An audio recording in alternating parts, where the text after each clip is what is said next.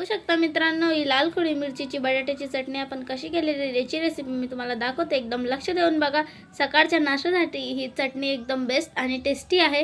तर लक्ष देऊन बघा, मी तुम्हाला दाखवते हिला आपण कसं केलेलं आहे. आज आपण नाश्त्यासाठी बनवणार आहे लाल मिरचीची खोडी बटाट्याची चटणी. त्याच्यासाठी आधी इथं आपण बटाटे घेऊन घेतले, पाण्यात टाकून दिले.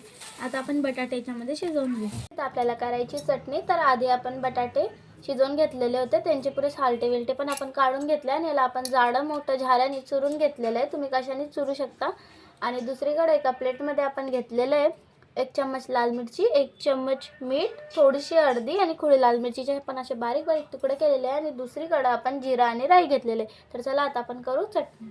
आपल्याला चटणी करायची, तर आधी आपण कढाईमध्ये 4 चम्मच तेल पण घेऊन घेतलेलं होतं. कढाई तेल दोघं गरम झालेलं आहे. आता आपण याच्यात टाकणार सर्वात आधी जिरा आणि राई. याला आपण थोडंसं जळू देऊ.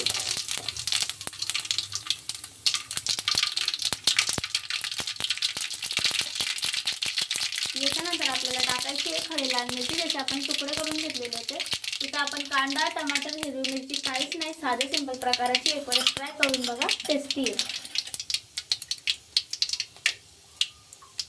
चला आता आपण याच्यामध्ये टाकू आपले कोल्हे मसाले. चला आता आपण हे टाकून दिले. आता आपण याला हलवून घेऊ कोल्हा मसाल्यांना. आणि सोडायचे आपले बटाटे जे आपण करून घेतलेले होते. जास्त बारीक नाही करायची, आता आपण सांगते, थोडं जाड मोठं ठेवायचं. बघा, हा जो झारा दिसतोय ना, त्याच्यानेच आपण याला चुरून घेतलेलं आणि याला आपण छान हलवून घेऊ. जेव्हा टाकणार आपला घरगुती गरम मसाला आणि याला 5 मिनिटं आपण झाकून ठेवू. त्याच्यानंतर आपण गॅस बंद करू. बघू शकता आपली छान बटाट्याची खोडी मिरचीची लाल चटणी बनवून तयार झालेली. तुम्हाला जर रेसिपी आवडली असेल तर एक लाईक, एक कमेंट नक्कीच करा. आणि नाश्त्यासाठी हे एकदम सोप्या पद्धतीने एक वेळेस ट्राय करून बघा. तर मित्रांनो, आपली साध्या सिंपल पद्धतीची बटाट्याची लाल चटणी बनवून तयार झालेली आहे.